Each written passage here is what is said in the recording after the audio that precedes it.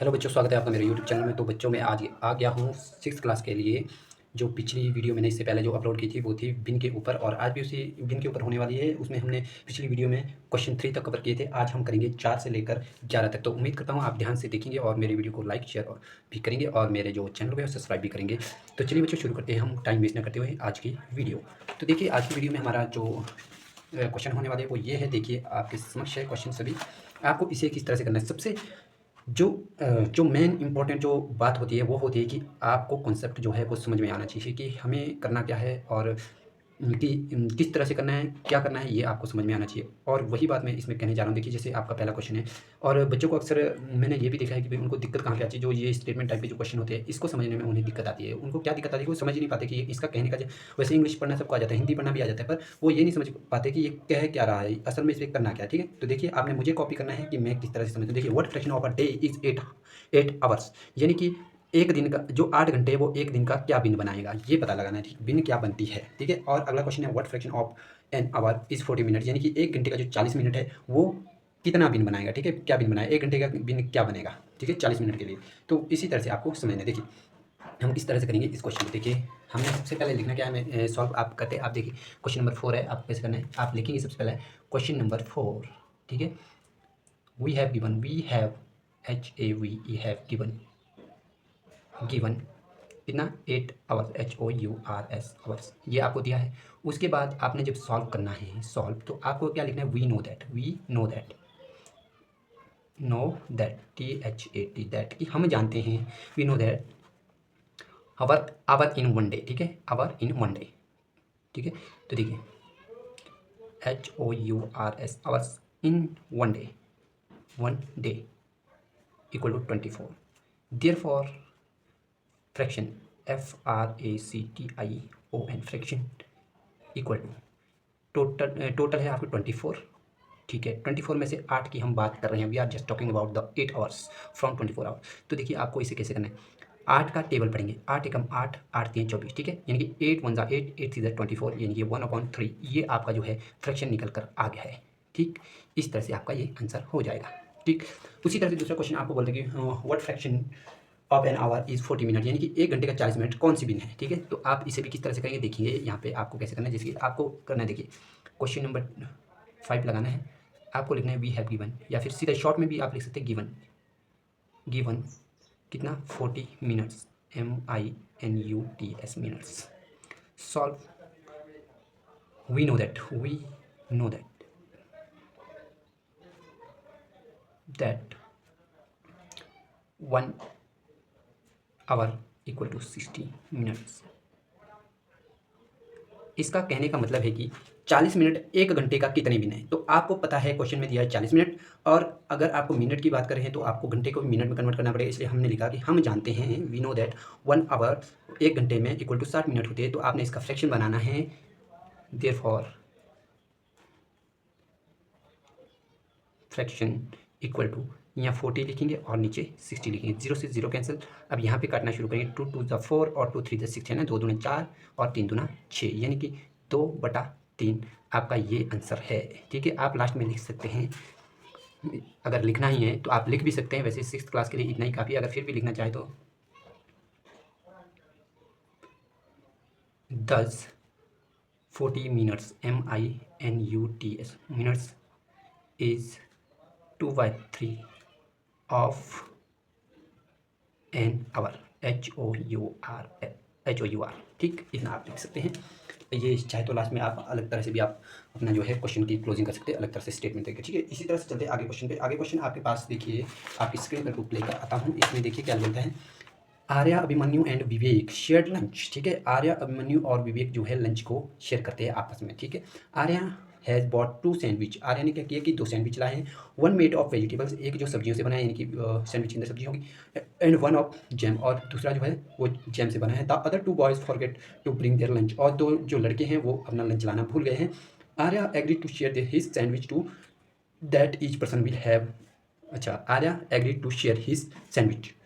ठीक है, आर्य क्या होता है, सहमत हो जाता है कि वो अपना लंच जो है शेयर करेगा उन दोनों में भी। ठीक है, तो so that each person will have an equal share. इसका मतलब यानी कि एक जो हर एक बच्चे को जो है बराबर भाग जाना चाहिए ऑफ ईच सैंडविच। तो क्वेश्चन इसमें क्या बचा, how can Arya divide his sandwich so that each person has an equal part. तो इसका जवाब आपको लिखना है कि किस तरह से, मैं मुँह से ही बता देता हूँ, लिखूंगा नहीं, आपको क्या लिखना है, Arya divides each sandwich in 3 equal parts and give 1 part of each sandwich for each one of them. यानी कि उनमें से हर एक को वो क्या करेगा, पहले तो सैंडविच के 3 पीस बनाएगा, हर सैंडविच के 2 सैंडविच, एक के 3 बनाएगा, दूसरे के भी 3 बनाएगा, और उनमें से हर एक सैंडविच का, यानी कि जो कि सब्जी और जैम से बना है, उनका एक एक पार्ट उन तीनों में से तीनों में से क्या, आपस में तीनों में से हर एक को वो क्या करेगा, एक एक देगा, खुद भी वो उसमें है, 2 और है, इस तरह से 3, ठीक है।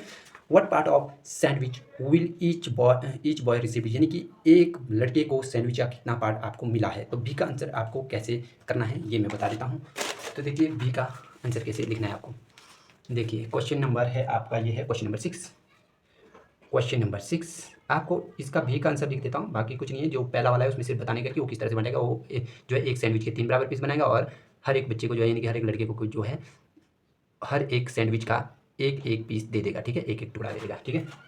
तो दूसरे वाला कि वो वैसे अगर देखा जाए, दूसरा वाला क्वेश्चन पूछ रहा है कि वैसे असल में उनको कितना कितना जाने वाला है, तो आपको ये पता लगाना है। तो देखिए, तो यानी कि हर एक सैंडविच का कितना भाग जाने वाला है एक लड़के को, तो आपको क्या करना है, देखिए लड़के कितने हैं, सैंडविच है एक, लड़के कितने, 3, ठीक।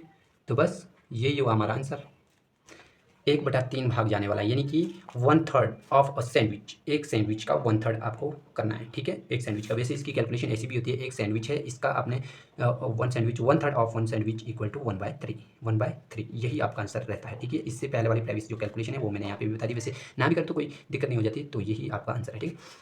आगे चलते हैं, आगे क्या बोलता है, ये देखिए इसमें क्या बोलता है। इसमें क्वेश्चन नंबर आपका जो है 7 है, इसमें बोलता है कंचन डाइज ड्रेसेस। कंचन क्या करती है, ड्रेसेस को रंग करती है। She had to dye 30 dresses, उसे क्या 30 ड्रेस जो है वो ड्रेस करने थे। She had so far finish 20 dresses, और उसने क्या कर दिए 20 ड्रेस को जो है कलर कर दिए। What fraction of dresses had she finished, यानी कि उसने कितने, यानी कि फ्रैक्शन में आपको बताना है कि उसने जो है ड्रेस का कितना भाग उसने कलर कर लिया है। तो आपको कैसे करना है, तो वो देखिए इस क्वेश्चन को कैसे करना है। क्वेश्चन नंबर 7, ठीक है।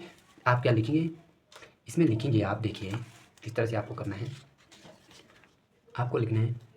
देखिए क्वेश्चन नंबर 7 में, क्वेश्चन नंबर 7 है, आपको लिखना है total number of dresses, TOTAL, total number of DRESS dresses equal to 30, ठीक है।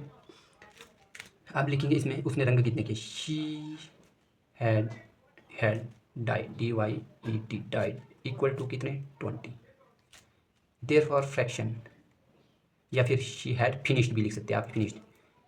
Therefore FRACTION fraction is equal to कितने 20, कितने में से 30 में से।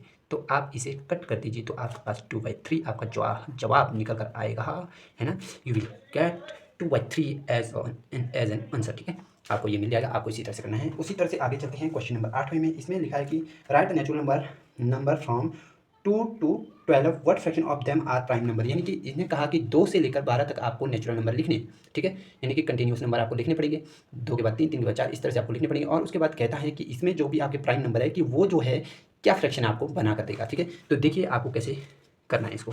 तो क्वेश्चन नंबर 8 में देखिए, क्वेश्चन नंबर 8 आपने लिखना given NATURAL natural numbers from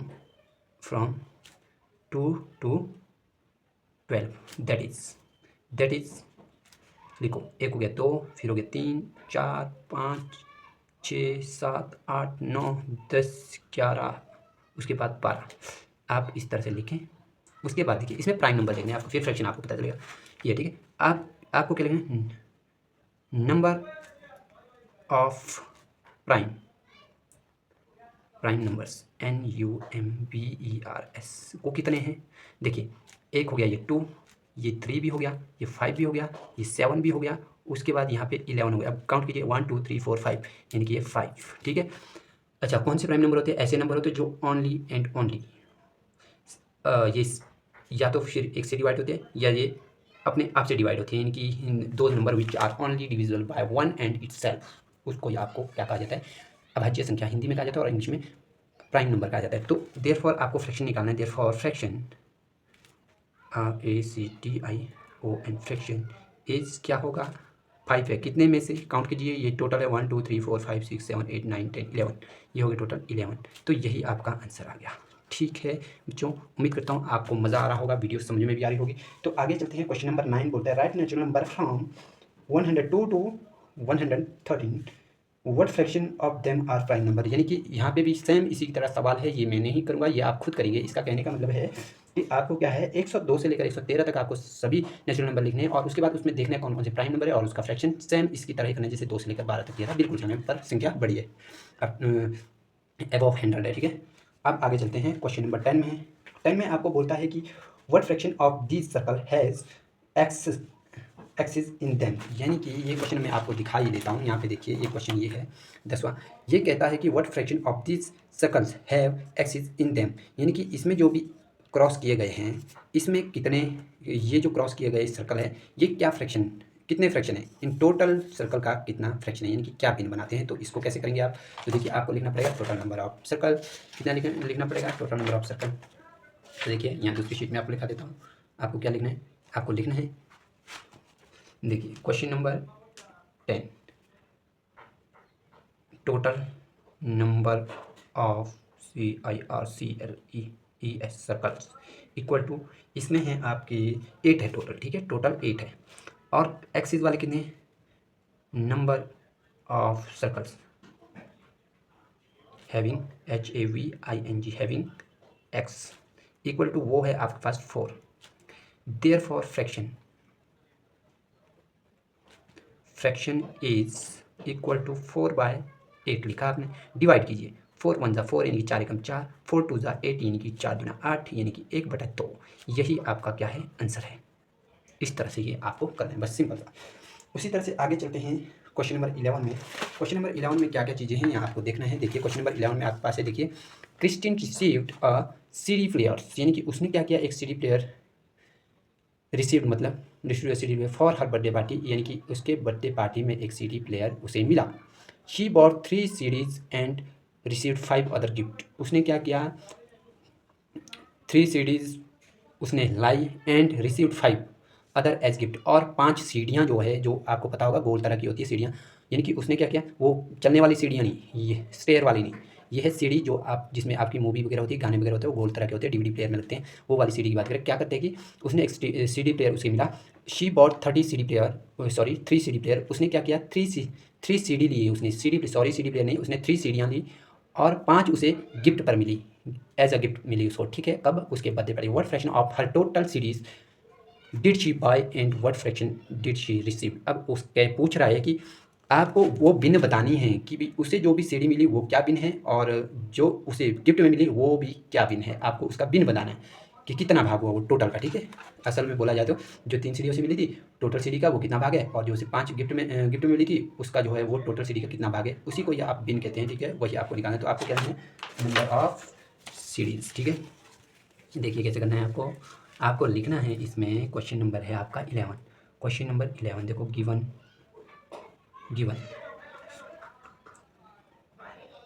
total number of series. ठीक है, वो है जी आपके पास 3 उसको मिली, 3 उसने खरीदी थी और 5 उसे गिफ्ट में मिली, तो ये होगी टोटल नंबर। ठीक है, अब नंबर ऑफ सीरीज है ना, सीरीज आगे देखते हैं, बड़ी शी बॉट BOUGHT, वो देखिए number of series she bought 3। Therefore fraction FRACTION fraction of series she bought BOUGHT। आगे यहाँ पे मेरे पास जगह नहीं है, चलो जगह है थोड़ी सी तो इसमें कर ले। देखिए उसने 3 खरीदी टोटल 8 में से। ठीक है, 8 में से टोटल 3 खरीदी, तो यही आपका आंसर हो गया। ठीक है, उसी तरह से सिमिलरली यहाँ पे आप लिख सकते हैं, similarly LARLY, similarly number of series as gift, number of series she received भी लिख सकते हैं, एज गिफ्ट भी लिख सकते हैं, इक्वल टू कितनी है 5। Therefore fraction FRACTION fraction of series she received भी लिख सकते हैं आप, रिसीव्ड RECEIVED इक्वल टू, देखिए 5/8 यही आपका आंसर हो गया। तो उम्मीद करता हूँ आपको ये समझ में आया होगा, ये क्योंकि मैंने बहुत ही सरल तरीके से बनाया है और बिल्कुल आसान तरीके से। देखिए ज़रूरी नहीं कि आप लैंग्वेज ये भी लिख सकते हैं। आप देखिए मैंने यहाँ पे, जबकि मैंने ऊपर लिखा था similarly number of CDs as gift 5 और नीचे लिखा मैंने fraction of CDs she received, यानी कि ऐसा क्यों हुआ, ऐसा क्यों, चाहे तो मैं इधर लिख भी सकता था number fraction of CDs she received as a gift, ऐसा भी आगे मैं जोड़ सकता था। तो गिफ्ट के तौर पे उसे कितनी मिली, 5 मिली, कितने में से 8 में से 5 उसे मिली और ये फ्रैक्शन बना। तो मेरे पास आगे जगह नहीं थी, मैंने इधर काफ़ी स्पेस छोड़ करके शुरू किया, तो इसलिए ये रहा। अगर आप ऐसा भी कर देते हैं तब भी इसका मीनिंग बिल्कुल से बन जाता है, क्योंकि क्वेश्चन आपने लिखा होता है और वहीं से इसका मीनिंग बन जाता है कि रिसीव्ड की बात करें तो यानी कि उसे रिसीव तो हुई, कैसे हुई थी, गिफ्ट के तौर पर ही हुई है बस। तो उम्मीद करता हूँ आपको मेरा वीडियो अच्छा लगा होगा और समझ में भी आया होगा। अगर आपको मेरी वीडियो समझ में नहीं आ रही तो आप कमेंट सेक्शन में बता भी सकते हैं, या फिर एक दूसरा रास्ता भी कि आप इसे बार बार देखें। तो मैं आशा करता हूँ कि आपको समझ में ज़रूर आएगी। तो इसके साथ मैं आज की वीडियो से लेता हूँ विदा। तो मिलते हैं नेक्स्ट वीडियो में नेक्स्ट पार्ट के साथ, और अगली जो नेक्स्ट प्रश्नावली होगी आपकी यानी कि एक्सरसाइज, उसके साथ मिलते हैं। तब तक के लिए टाटा बाय बाय।